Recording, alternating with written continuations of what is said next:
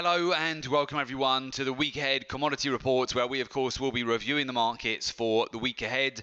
And now we only have 2 days to go until the big event for the week here, which is going to be the US election. And with that, we're certainly seeing the markets heat up over the last few days here.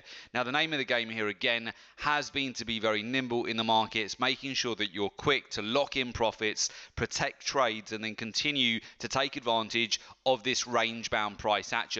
Now, first of all, if we move over to gold here, we've seen a breakout here on Friday. We actually capitalized on a very quick 100-point breakout on this market, and we've been in and out of multiple positions over the last week here. We've got 3 positions on the US dollar. All of those trades are in profit. We also banked another 100 points on copper at the beginning of the week, and also another fast trade on gold. And we continue to hold our natural gas position, which is up over 1,400 points. We have 2 positions in palladium, which are also in profit too. Now, we've been discussing this with our members over the preparation for the US election for the week ahead, and over the month of October it has been an extremely lucrative month for us at the Gold and Silver Club and for all of our clients. In fact, we've had no losing trades over the whole of October, and we have been in and out of the markets multiple times, particularly on the metals. This sort of price action we've seen over the latest month, it's very important to be aware of the key liquidity zones, where the cycles fit, where we're looking for particular market sentiment, whether it's risk on or risk off, and capitalizing on all of the intermarket correlations over the last month here has been very profitable indeed. So with that, let's actually have a look at the gold silver ratio here going into next week. We discussed it with you last week. In fact, if you go back and watch last week's week ahead commodity report, we discussed with you that the metals were looking vulnerable and that you wanted to be tracking the metals not only against the US dollar, but have a look at gold priced in euros, have a look at gold priced in Australian dollar as well, which would likely lead to a move lower at the beginning of the week. We did see that. We saw some downward price action at the start of the week, and then support came in midweek, and we saw another breakout later on in the week as well. This was also the case with gold price in Australian dollars, where it continued to be under pressure the whole week until it finally had a breakout higher here on Friday. In actual fact, things are looking quite interesting here for the metals going into the election week.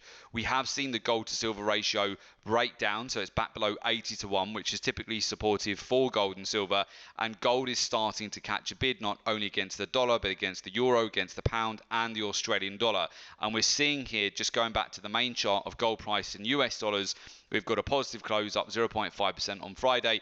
We do continue to see support come in around that 1,860 US dollar per ounce level. Of course, next week on Tuesday we have the US election, but we've also seen this new news item over the weekend that England will be going back into lockdown from the 5th of November. So we want to observe whether gold is going to get any safe haven bid off the back of this. As typically though, what we've seen over the last couple of weeks, as we've discussed with you on the previous week ahead commodity report and gold and silver asset of the day, is capital moving into the dollar here. So as traders are moving into cash, as they're getting defensive on their portfolios, they've been banking profits, moving into cash, and with that, that drives the US dollar higher. And we've seen that over the latest week. So the US dollar index right now is our heaviest positioning in our portfolio. Essentially, the 3 main scenarios we're looking at as we go into next week. Number 1, of course, would be that we have a majority win for either side. So if we were to have a majority win for Donald Trump, for example, the expectation would be that the dollar would perform well,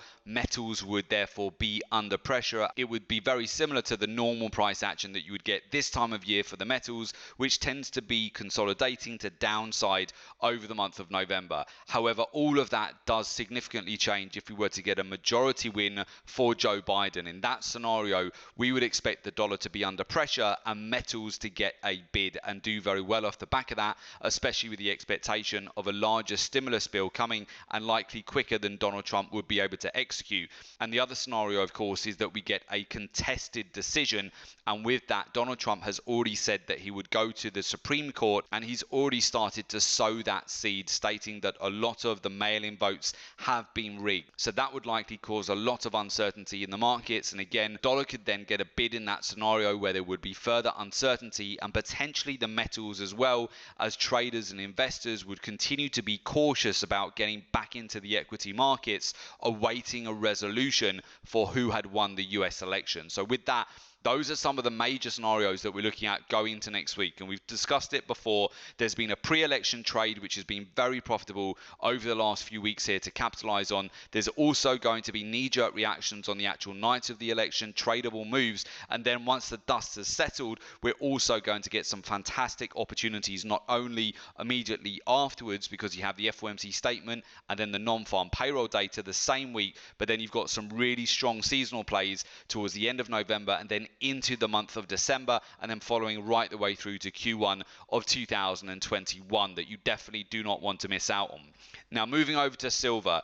As you've noted, the gold-silver ratio has broken down over the last couple of sessions here. It's back below 80 to 1, and silver has caught a bid. So silver is outperforming gold in the short term here, up 1.4% on the day on Friday, trading back at $23.63 per ounce here. We have found support again towards the swing lows. What's been really interesting on the metals here is that we saw gold miners, which is the GDX, this in fact had broken the previous swing lows. So on the sell-off that we've had over the last few weeks here, we have seen GDX, the gold miners, break below the swing low, but it's now had a couple of days of upside here. Often GDX can actually lead the metals higher or lower. So it's interesting that we've already seen a reversal on the GDX, whereas we've only seen 1 day of gains so far on gold and so far on silver. Go over to platinum as well. The platinum to gold ratio has broken down over the last few days, which essentially means that platinum right now is underperforming relative to gold prices, and we're back at $846 per ounce. We've seen multiple support come in at this zone previously for platinum. However, it does again look like it's under pressure going into next week, and platinum normally doesn't perform well at the beginning of November. If we were to see a rollover back towards the 800 to 750 zone, that could also be a massive opportunity here once the dust does settle. So I'm very closely watching the platinum market at the moment. Copper is another market we've also got on our radar here. We banked 100 points on this last week and also 260 points the week before that on this market. And what I'm looking at, we do see a further pullback, particularly on the S&P 500, Dow Jones and crude oil. This can often drag copper prices lower as well. And I would also be interested to look at opportunities to buy into copper lower if we were to come back towards the previous swing lows that were tested at the end of September. If we were to see that sort of price action, that could also offer some great opportunities to reload on this market. I would definitely have that on the radar. And of course, moving over to crude oil, this market broke down to $35 per barrel on Thursday. It's down 10% so far in the month. And as we've seen further lockdowns and restrictions come in globally, particularly over the last week within Europe, England being the latest one, but previously we saw France, Spain, Italy all start to move back into lockdown, Germany as well. And with that, that's provided more pressure and sentiment to the downside for the energies here. So we're very interested, of course, to see whether oil is going to be able to hold around this $35-36 per barrel level as we go into next week. Overall, Joe Biden, his policies are perceived as negative for oil prices, whereas Donald Trump's policies are perceived as positive. So if you see a Donald Trump win, you could see a relief rally for oil, which is worth having on the radar. If Joe Biden was to win, you could continue to see oil under pressure. And then that moves me over to natural gas. We've still got our long position on this market, which is up over 1,400 points. We've in fact trailed our stop loss up on this market to guarantee 1,150 points profit. This market is up over 32% over the month of October. It was a phenomenal trade.